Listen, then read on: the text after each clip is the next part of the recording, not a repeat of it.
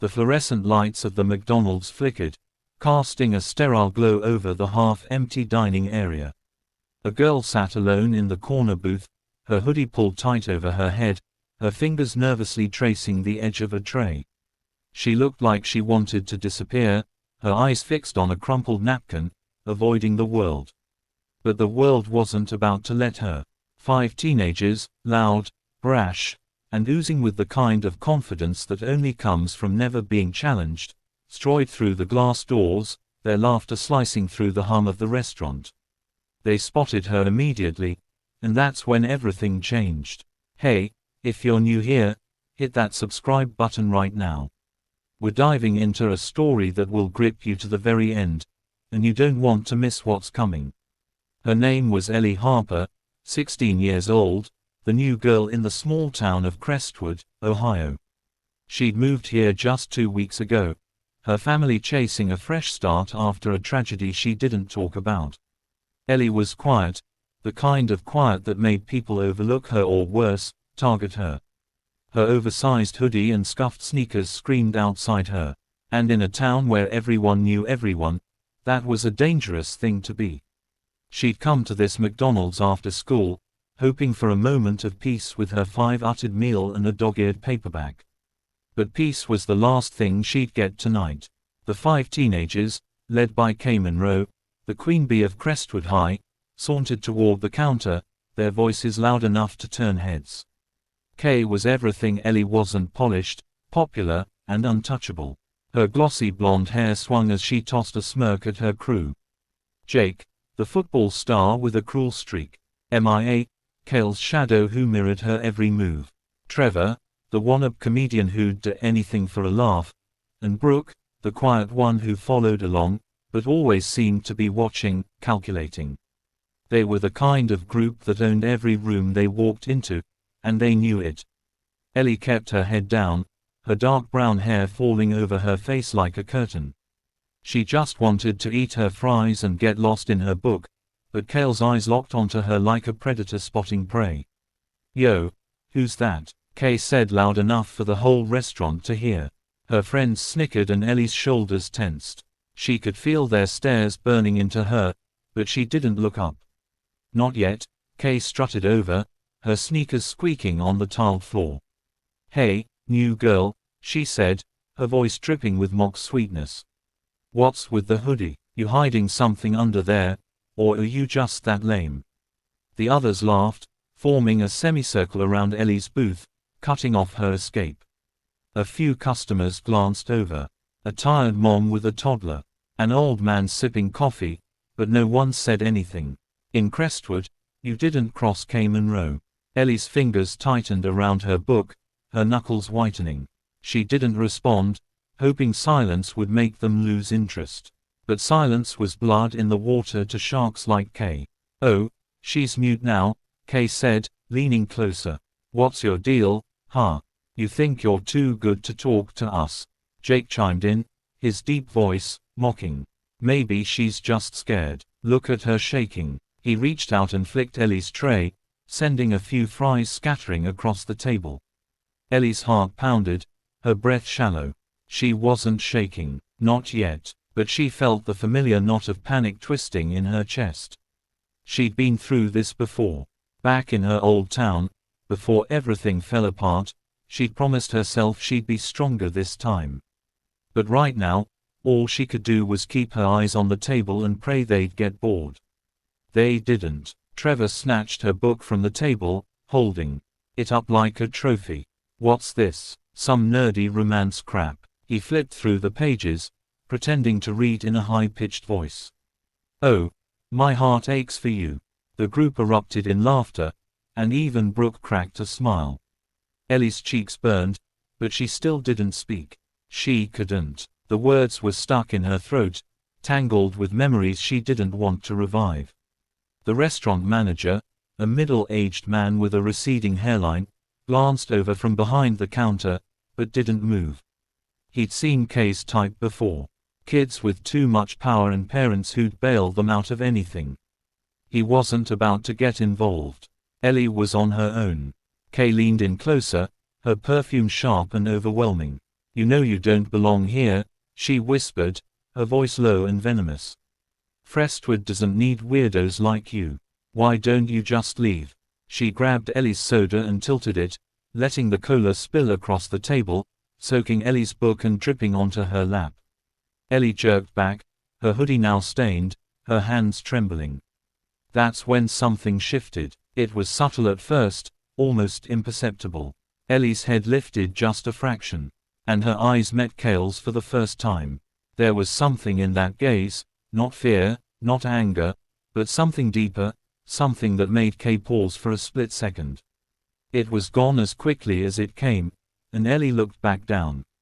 But the air felt different now, heavier. Come on, let's go, Mia said, tugging at Cale's arm. She's boring. But Kay wasn't done. She thrived on moments like this, on the rush of power that came from making someone else feel small. Not yet, she said, smirking. I want to see how much this freak can take. What Kay didn't know, what none of them knew, was that Ellie Harper wasn't just the shy new girl. She was a survivor carrying a past that would have broken most people. And tonight, in this McDonald's, under those flickering lights, something inside her was waking up. Ellie's life hadn't always been quiet. Back in Chicago, she'd been different. Confident, outspoken, the girl who'd stand up to anyone. She'd had friends, a laugh that could light up a room, and a family that felt unbreakable. But that was before the accident, before the night that took her older brother, Caleb, and shattered her world. Caleb had been her anchor. The one who taught her how to throw a punch, how to laugh through tears, how to never let anyone make her feel less than she was, when he died in a car crash. A drunk driver who walked away without a scratch. Ellie's fire went out. Her parents, drowning in grief, moved the family to Crestwood for a new beginning.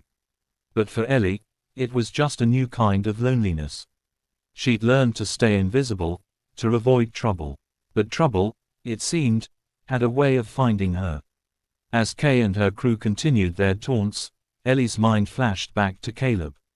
He'd always told her, don't let anyone dim your light. Elle, you're stronger than you know.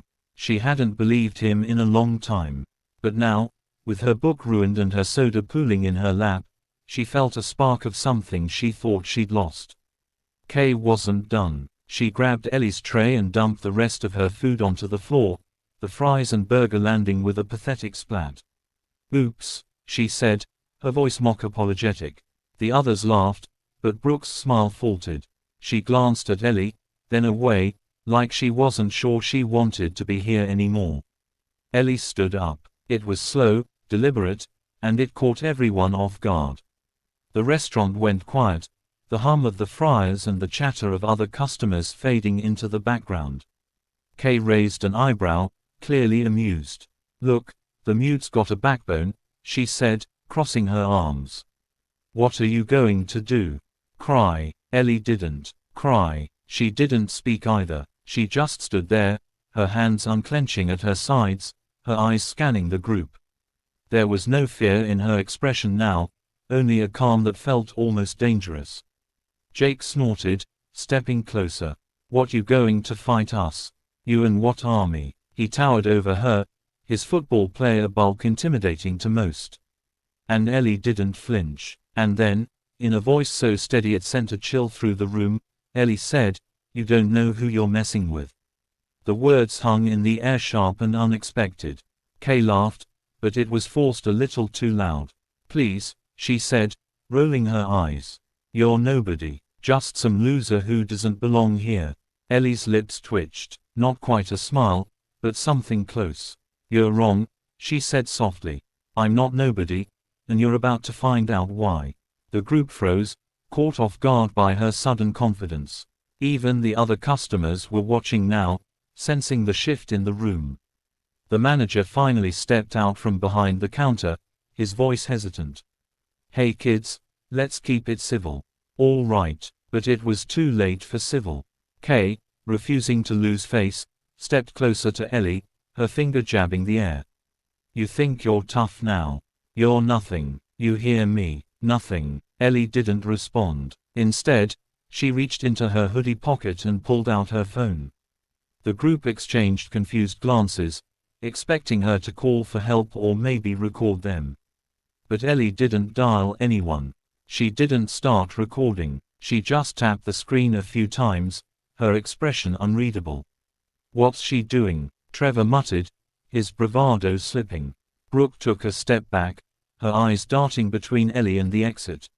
Something was wrong and she could feel it. Ellie looked up, her gaze locking onto Kay's.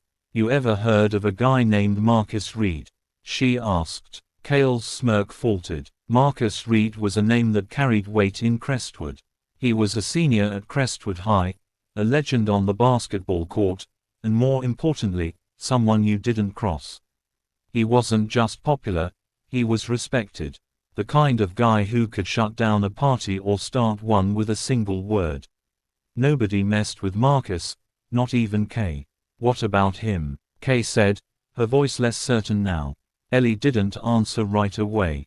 She tapped her phone again and a moment later it buzzed.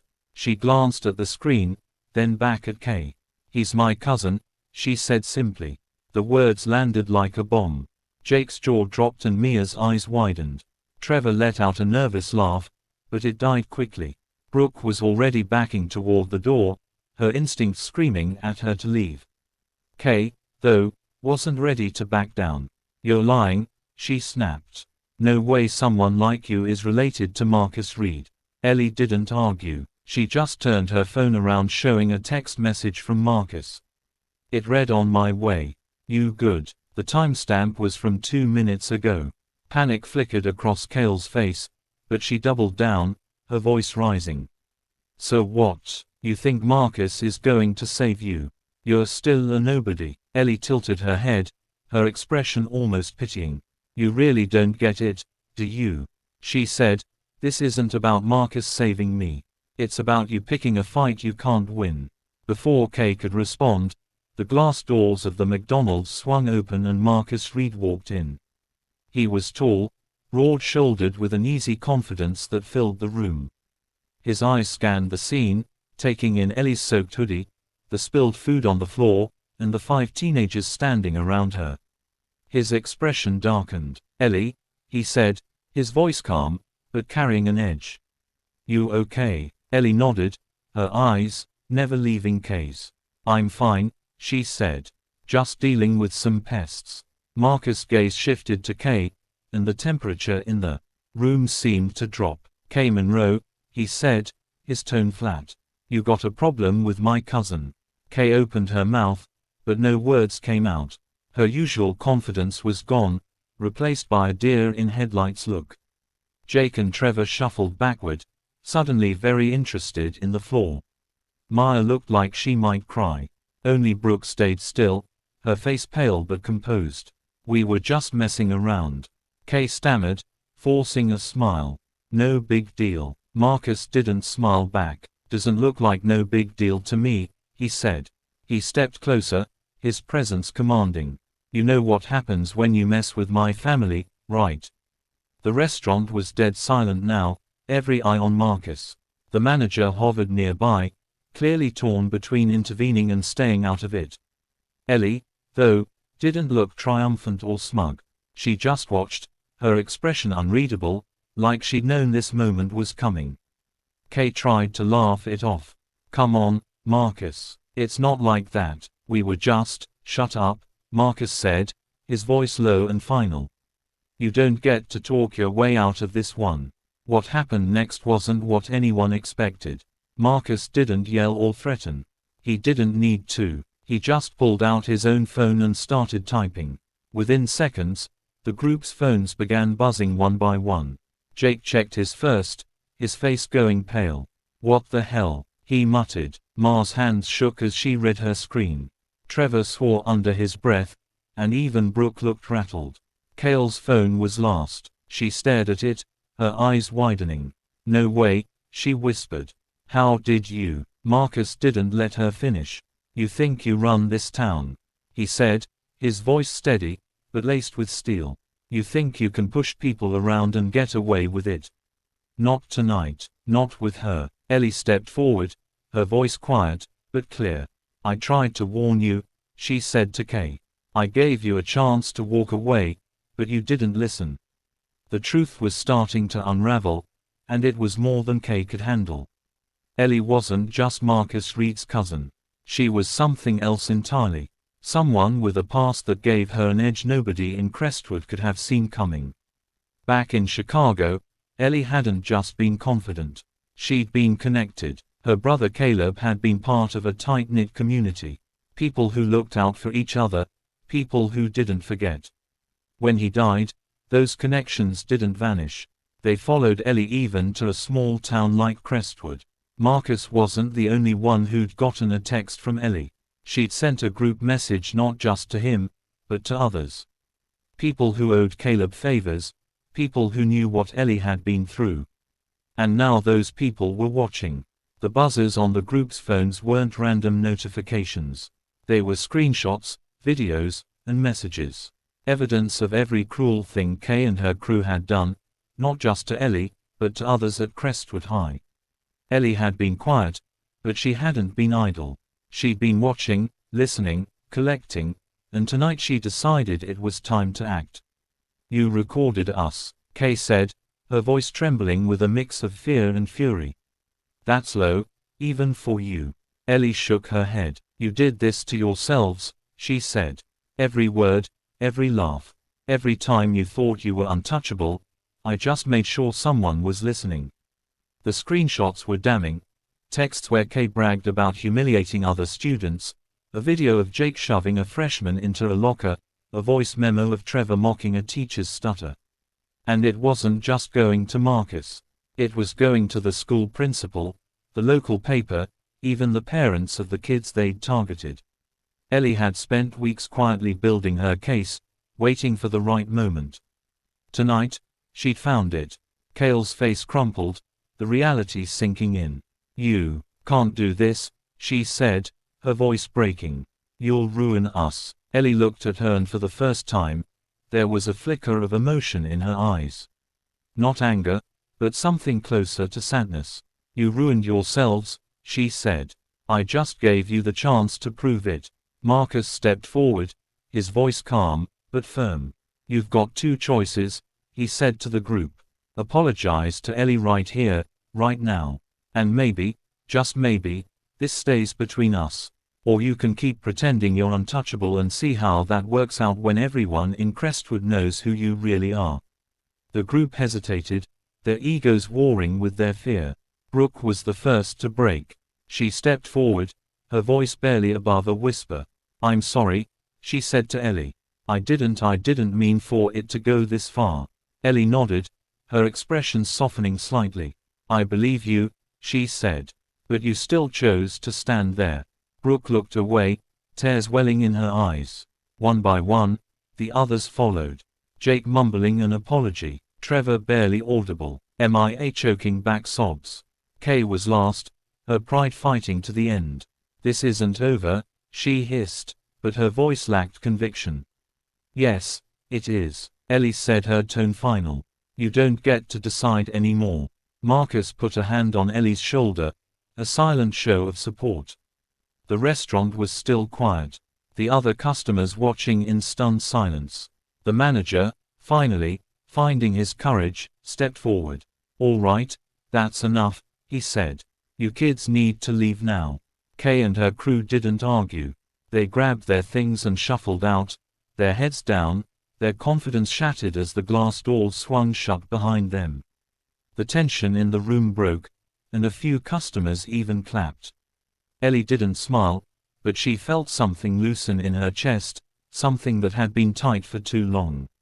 Marcus turned to her, his expression softening. You didn't need me, he said, a hint of pride in his voice. You had this handled. Ellie shook her head. I needed you to show up, she said. Caleb would have been proud. The mention of her brother brought a lump to her throat, but she swallowed it down.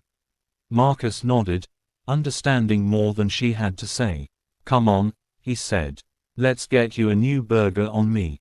As they sat down at a clean table, the restaurant slowly returned to normal, the hum of conversation and the sizzle of the grill filling the air. Ellie wasn't the shy new girl anymore. Not to the people who'd witnessed what just happened, and not to herself. She'd found her voice, her strength, and maybe even a piece of the girl she used to be. But the story didn't end there. Over the next few days, Crestwood High buzzed with whispers. The screenshots and videos Ellie had sent didn't just stay with Marcus. They spread carefully, selectively to the right people.